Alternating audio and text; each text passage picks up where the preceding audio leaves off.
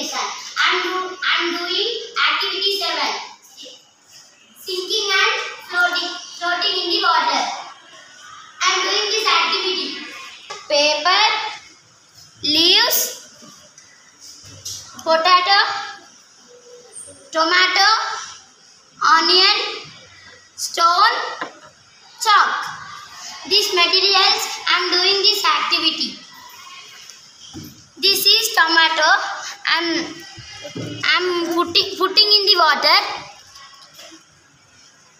This is the tomato in the floating in the water.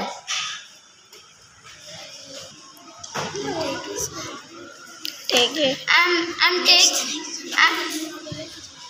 a potato, put it in the water. Potato is not floating in the water.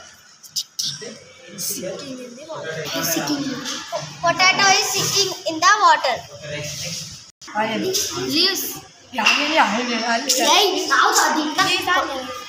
is put the water. This onion is floating in the water. I'm taking leaves, putting in the water. Leaves are floating in the water. Take a stone, putting in the water. Stone is sinking in the water. Stone is sinking in the water.